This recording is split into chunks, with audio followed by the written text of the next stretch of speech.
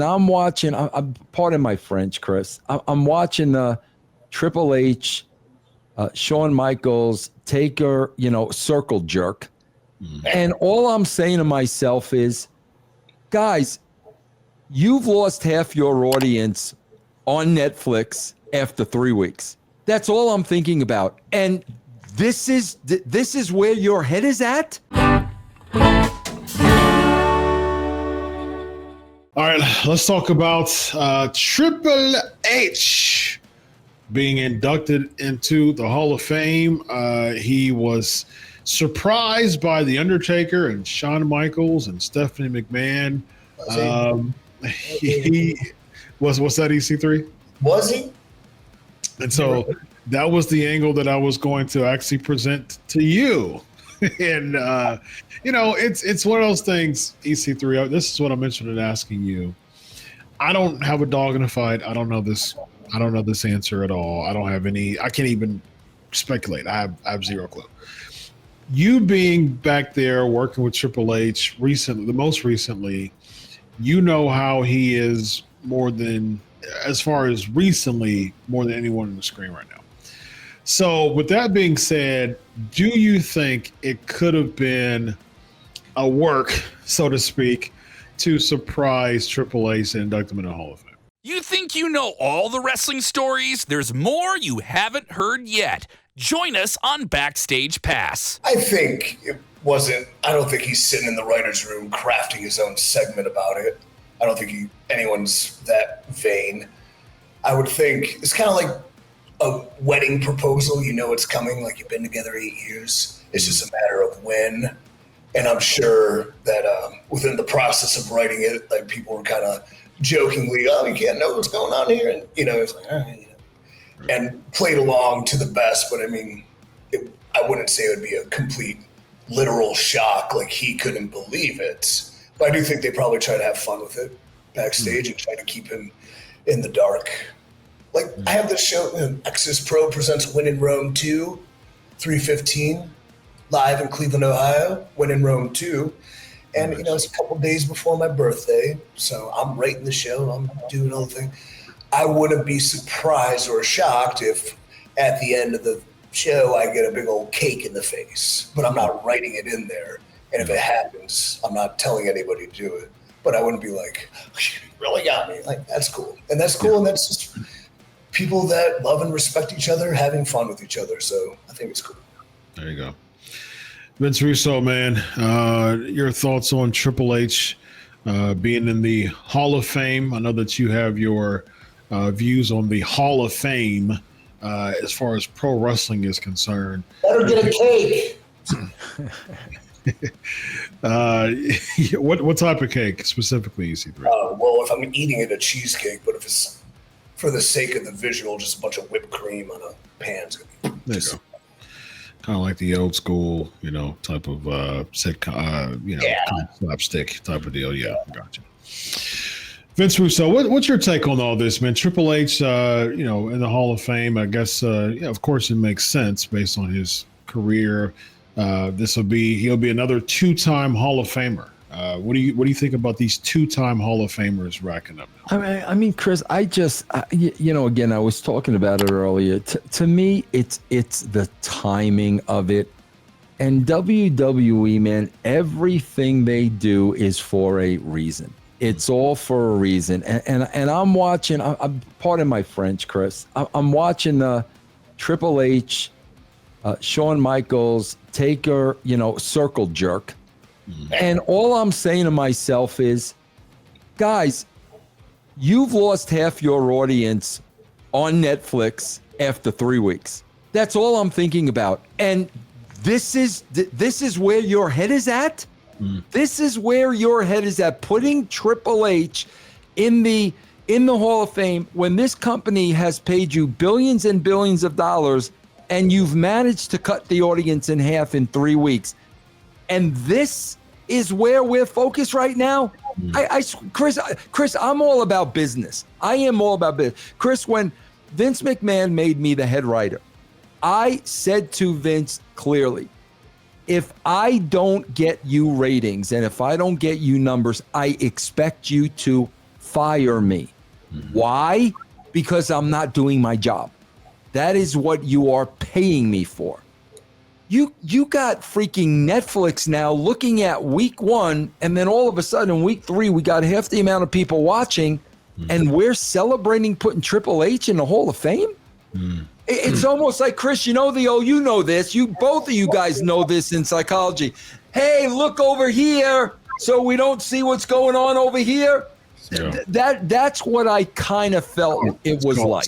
That's just how I felt, man. That's just me. Yeah. It's called sleight of hand. Yeah, that's what I felt. Yeah. EC3, you got something to say about that? No, I was trying to think of a political comparison in the recent times, but I'm going to lay off of it.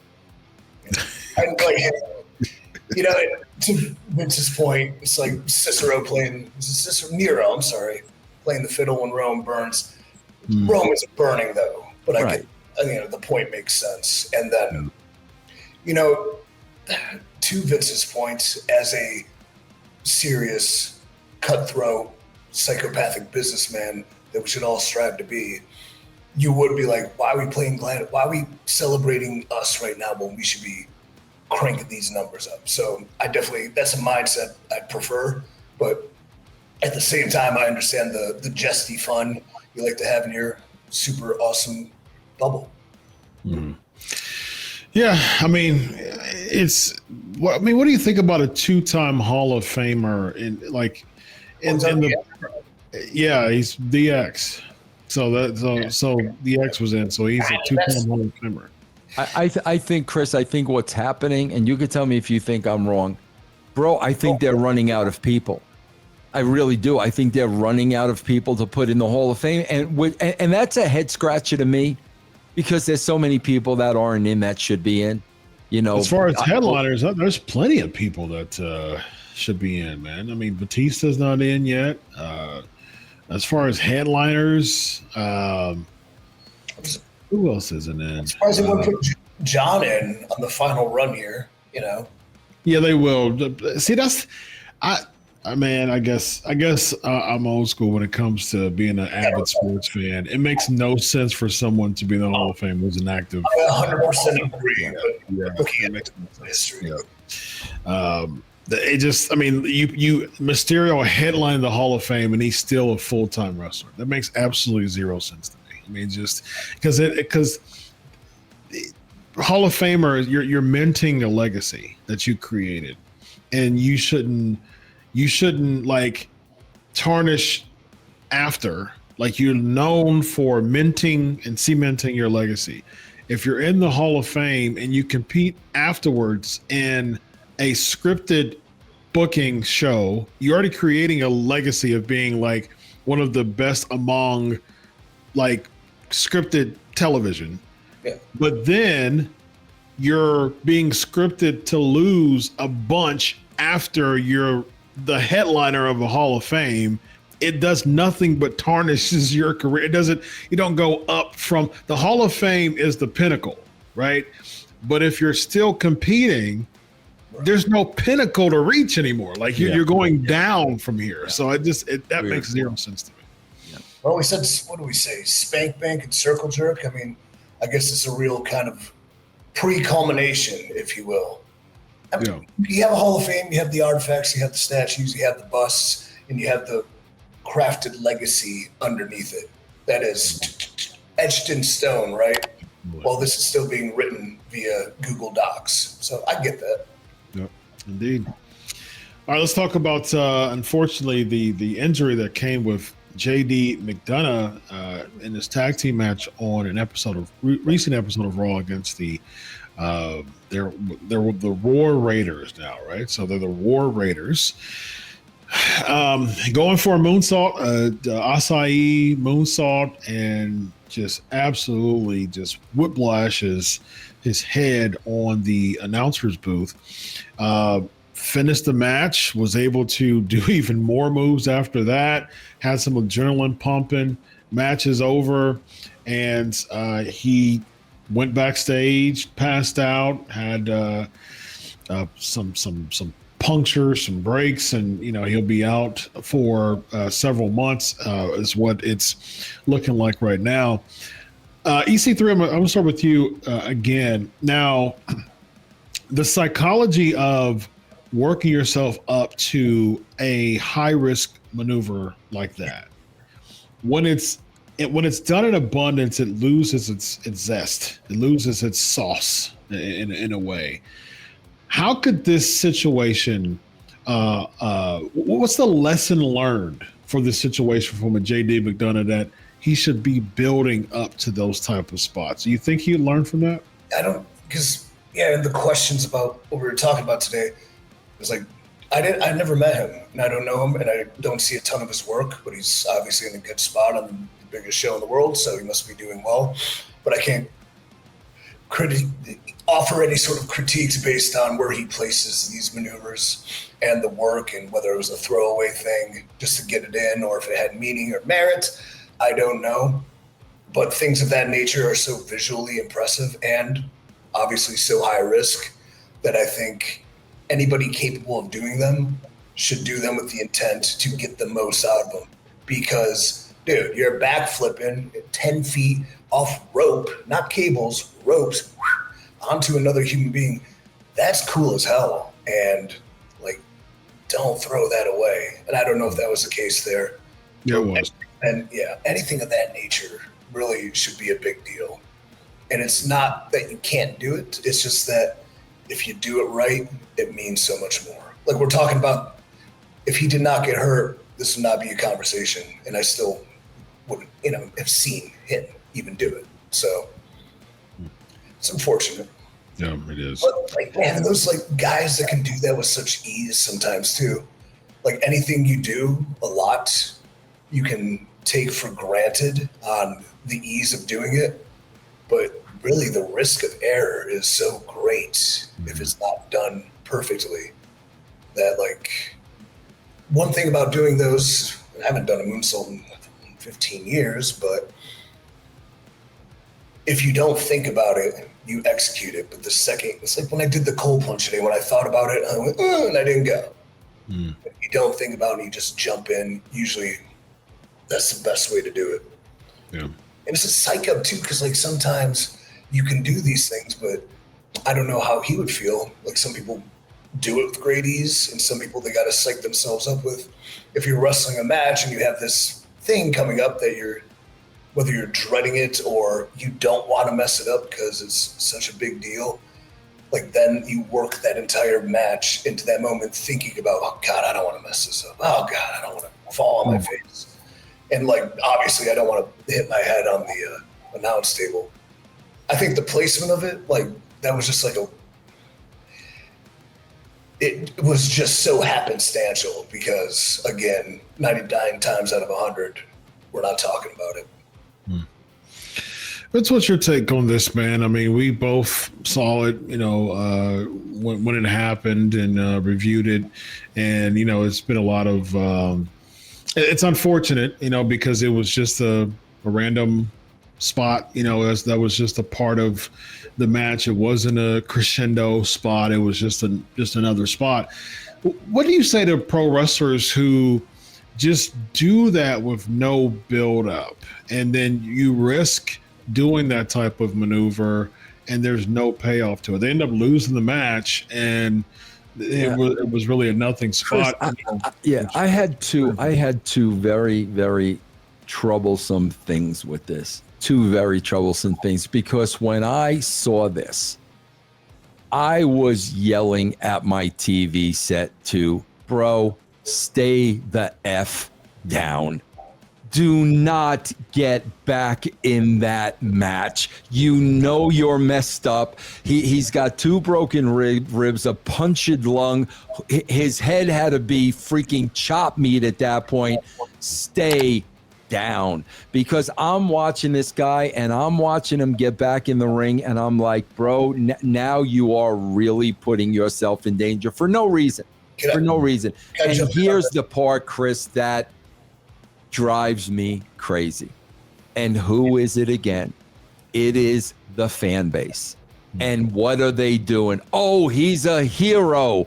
The bravery to take a spot like that and get right back in the match. So what precedent are they sending now? They're sending a precedent that if a 23, 24, 25-year-old gets hurt in a match, now he's thinking, oh, guys, I got to get back in there so they'll see me as a hero like R.D. McDonough. It's like these wrestlers don't understand this, and I think EC3 will vouch for me for this. Here's what they don't understand. Those people in attendance, they don't give a crap what happens to you. Well, they don't care about your livelihood. If that was J.D. McDonough's last match, he would have been forgotten next week, and who's the next guy up? But for them to label him, oh, a hero, and he got back in there and is hard. And no, bro, you're an idiot. You're not a hero. And like I said, now the message you're sending is, if you get effed up in a wrestling match, bro, you better get back in there, because now if you don't, and J.D. McDonough did, now you're a bro, because he was able to get back in the fight. I just hate the precedent that gets set in wrestling, because now we're talking about people really getting hurt bad. What do you say about that, East? I mean, he has a lot of valid points. And like, to the fans, if he got hurt and seriously injured, fans would care. So like, fans probably like, I would care, Vince, I would care. They would care, but not enough to make it worth it.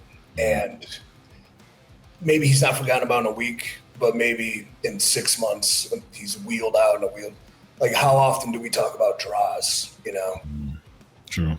And that sucked. But I think we came up, our boss, two-time Hall of Famer, Triple H, like, when we came up to that, tearing the quad was such a significant moment in his legacy that is yet to be cemented, but two-time Hall of Famer.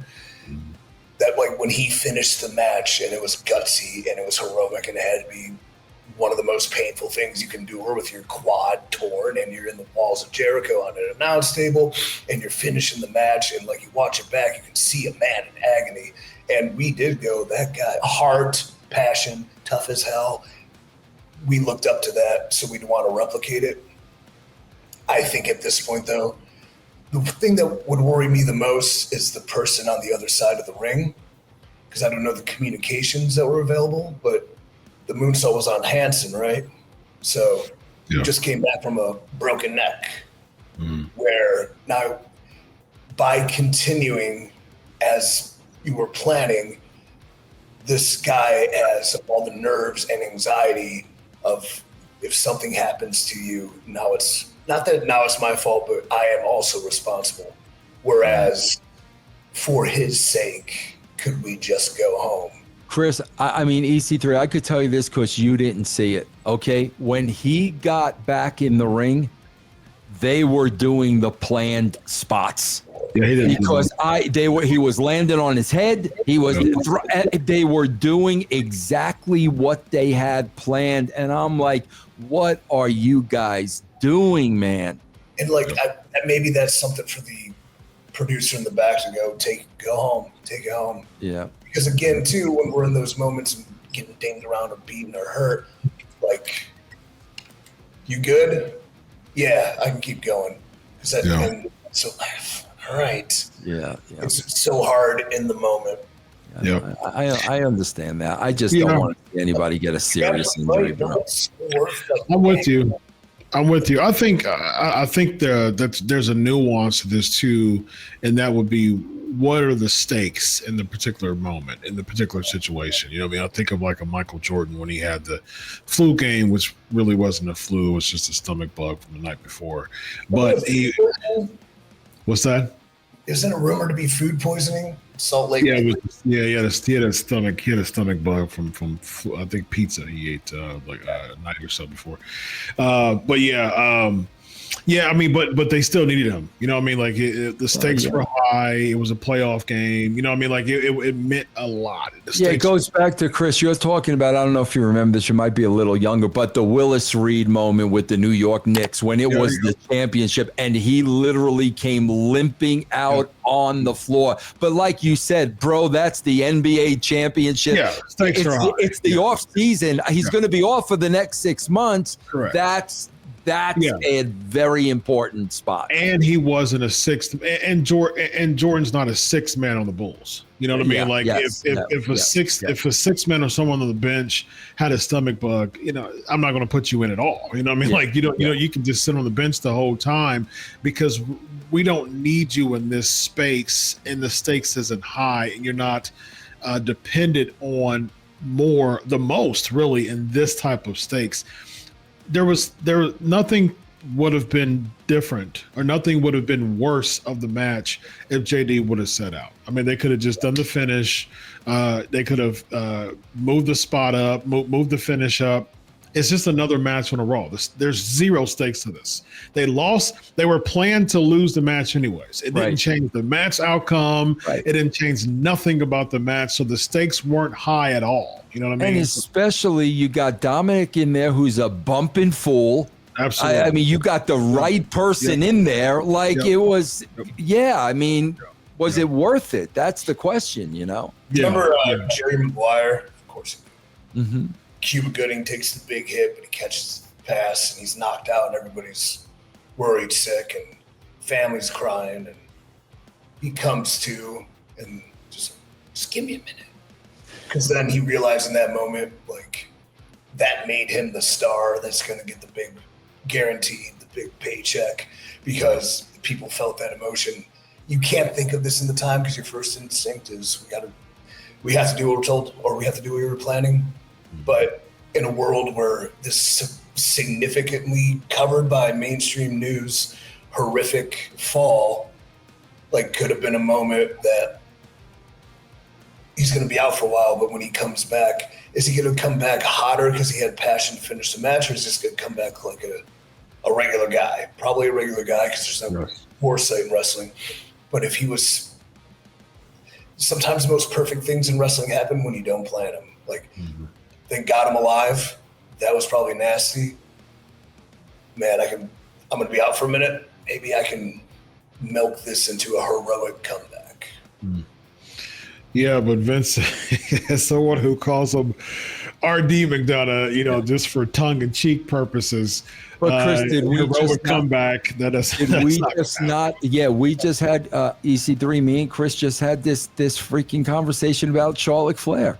Yeah. She's putting on her Instagram her comeback, and she's like a beast. Like I'm looking at this saying she's on a different level, and here she is coming back. They completely ignored all of that. And I'm like, oh my God, I don't understand. Again, harken back to two-time Hall of Famer Triple H. His comeback from that quad injury with those videos of him training his ass off and YouTube's blasting and like you're getting pumped up and like that came back on the Raw. They played his song like 3 or 4 times. That's how long he was celebrating. 4 denim jackets on for some reason. Exactly. But it was cool as hell. Like, that's a lot of Canadian tuxedos there, brother. But I love it. But like those videos of him training are what made him a megastar. Yeah. And then, like Vince, you said, these super intense training videos showing a beast pinnacle athlete in their prime coming back from something hard.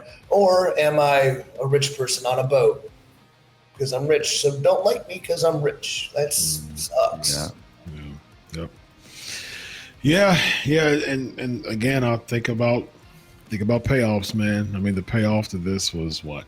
I mean, you got a little bit more media attention than if if it was just a regular match. I mean, who really benefits from that? I mean, it sucks that the attention that you get past it being a match is when you get severely hurt. I mean, that's not really something to be proud of. So, yeah, it stinks, man. And again, when he comes back, our prayers are with him for sure. He comes back in a few months.